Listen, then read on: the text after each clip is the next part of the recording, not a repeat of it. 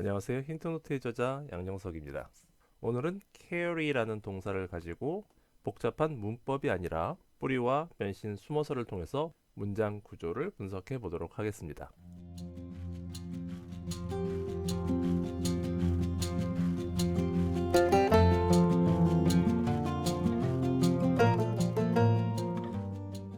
자, 그런데 carry라는 동사는 그렇게 어려운 동사는 아니에요. 저희가 그 의미는 다 알고 있는데요. 보통 우리말로는 어떤 물건을 어떤 장소에서 다른 곳으로 옮기다라는 의미로 알고 있죠. 그런데 늘 그렇듯이 영어 단어의 뜻을 우리말로 옮겨서 기억해 놓으면 100%그 어감이 일치하지 않기 때문에 실수하는 경우가 많습니다. 그래서 그 영어 동사 단어가 정확히 어떤 어감으로 쓰이는지를 짐작하는 요령 중에 하나는 뒤에 목적어로 어떤 단어가 올 수 있는지, 어떤 단어가 올 수 없는지를 한번 살펴보는 건데요. 자, 만약에 예를 들어서 carry라는 동사 뒤에 car, 자동차 같은 걸 둘 수 있을까요? 제 차를 좀 옮겨주세요, 옮겨서 주차해 주세요라는 의미로 could you carry my car? 이렇게 할 수 있을까요? carry라는 타동사의 목적어로 자동차, my car, a car 이런 게 올 수 있을까요? 근데 carry라는 동사는 이런 표현은 되게 어색할 수 있다고 합니다.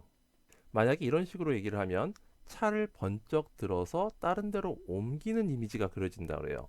불가능한 건 아니지만 이런 건 아주 특별한 경우에 쓸 수 있는 표현이겠죠. carry라는 동사의 이미지는 어떤 물건을 들어서 옮기는, 들어서 갖고 다니는 그런 이미지의 동사라고 합니다.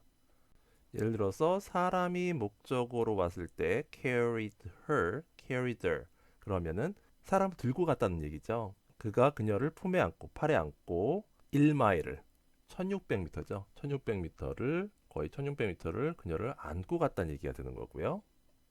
엘리베이터가 사람을 태우고 올라가는 것도 carry라는 동사를 쓸 수가 있는 거네요. 그쵸? 자, 그리고 마지막으로 이 carry라는 동사를 저희가 옮기다, 나르다라고만 기억을 하면은 이런 표현을 만들어내기가 쉽지 않은데요. 몸에 지니고 다니는 것, 들고 다니면서 몸에 지니고 다니는 것, 그런 것도 carry 동사로 표현합니다. He carries his knife in his pocket. 주머니에다가 칼을 지니고 다닌다 라는 의미가 되는 거죠. 자, 그리고 하나 더. 저희가 캐리어라고 부르는 가방이 있죠. 그런데 정작 원어민들은 이 가방을 캐리어라고 부르지 않는다고 하는데요. 원어민들한테 캐리어라고 하면 못 알아듣는 거죠. 캐리어로 검색하면 나오는 이미지는 이런 거고요.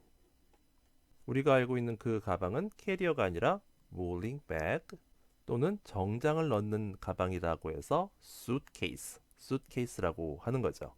자, 그리고 이 단어 carry의 발음적인 부분을 좀 이론적으로 한번 따져볼게요. 음절을 보세요. 음절이 carry가 아니고요. care e. 자음 r이 뒤에 있는 음절이 아니라 앞에 있는 음절의 꼬리에 붙어 있습니다. 자음 r을 앞에 붙이든 뒤에 붙이든 어차피 연음되는데 그게 무슨 상관이냐 할 수도 있지만 그렇지 않다라는 얘기를 제가 힌트노트 발음표에서 여러 번 강조를 했는데요. 하지만 솔직히 한국 사람들은 이걸 귀로 들어서 그 차이를 구분하기가 쉽지는 않거든요. 그런데 문제는 그 사람들은 이걸 구분을 한다는 거죠. 저희가 이 단어를 발음할 때 R이라는 자음을 앞에 붙였는지 뒤에 붙였는지를 그 사람들은 들으면서 구분을 한다는 거죠. 그러니까 결국 문제는 저희가 이 자음 R을 뒤에 붙여서 carry라고 발음을 하면 그 사람들은 그거를 듣고 전혀 다른 단어라고 생각한다는 거죠. 우리가 말하려고 했던 이 단어가 아니라 엉뚱한 단어를 얘기했다고 생각할 가능성이 크다.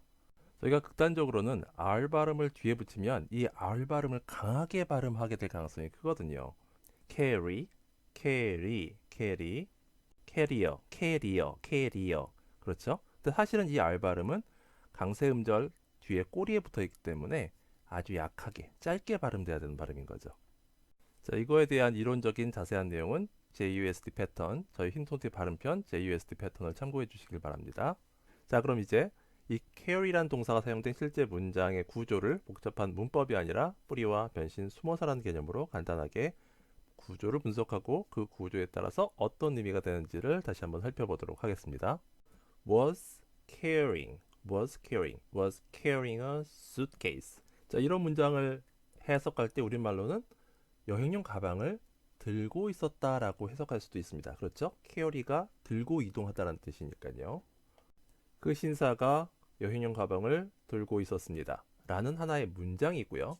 여기서는 비동사인 was가 뿌리 동사로 나왔고 우리가 살펴본 care이라는 동사는 뒤에 ing를 붙이고 변신했습니다. 과거 진행형이죠. 자, 여기서 뿌리 동사인 비동사를 쏙 빼고 변신한 동사인 caring만 남기면 어떻게 될까? 문장이 완성될 수가 없는 거죠. 마침표를 찍을 수가 없습니다. 하지만 이 구조 자체가 하나의 의미를 전달하는 의미 덩어리가 되죠. 어떤 의미냐면 여행용 가방을 들고 있는 그 신사라는 의미가 되고요. 여기에는 뿌리 동사 없고 변신한 동사만 있기 때문에 완성된 문장은 아닌 겁니다. 자, 그런데 이런 똑같은 의미, 여행용 가방을 들고 있는 그 신사라는 의미를 변신 말고 숨어서 나오는 구조로도 표현할 수가 있죠. 뿌리 동사인 was, 비동사를 빼는 것이 아니라 뿌리 동사 앞에, 비동사 앞에 대명사 who를 넣어주면 비동사 was는 이제 뿌리 동사가 아니고요. 숨어서 나온 동사가 되고 의미는 두 번째와 동일한 의미가 됩니다. The gentleman, 그 신사분, 그게 누구냐면요. who, 그 사람은요. was carrying a suitcase, 여행용 가방을 들고 있던 신사분. 이렇게 되는 거죠. 이 구조를 문법책에서는 관계대명사 구조다라고 하고 주격 관계대명사 이렇게 얘기하기도 하는 거죠. 자, 그럼 이번엔 조금 긴 문장을 살펴볼게요. Police are searching for a man. 자, 뿌리 동사가 딱 나와줬죠. 비동사가 이렇게 나와주면 이건 100% 뿌리 동사입니다. 비동사인 are가 뿌리 동사일 수밖에 없고요. 뿌리 동사가 이미 등장했으니까 뒤에 나온 동사들은 변신 아니면 숨어서 나온 동사들이겠죠. 자, 그런데 지난 시간에 저희가 다뤘던 search라는 동사가 나왔죠. search는 타동사인데 타동사인데도 불구하고 전치사 for의 도움을 받아야 되는 이유를 지난 시간에 설명을 드렸는데요. Police are searching for a man. 어떤 남자를 searching for, 찾고 있다라는 거죠. A man, 어떤 남자냐면요. Who, 그 사람은 was carrying a knife. 칼을 was carrying, 지니고 다닌다는 거예요. 칼을 지니고 다니면서 and threatened, 위협을 했다는 거죠. threatened the convenience store workers. 편의점에서 일하는 직원을 칼로 위협을 했던 a man, 그 남자를 경찰들이 are searching for, 찾고 있습니다. 여기서 was carrying은 who라는 대명사, 관계대명사 뒤에 숨어 나온 동사고요. 앞에 있는 a man을 설명해 주는 겁니다. 그리고 위협했다라는 동사가 and라는 단어 뒤에 숨어 나오면서 역시 was carrying and threatened, 지니고 다니면서 위협했다. 이것이 묶여서 지니고 다니면서 위협했던 a man, 어떤 남자. 이렇게 앞에 있는 a man을 뒤에서 설명해 주고 있는 거죠. 숨어서, who 뒤에 숨어서 설명해 주고 있는 거죠.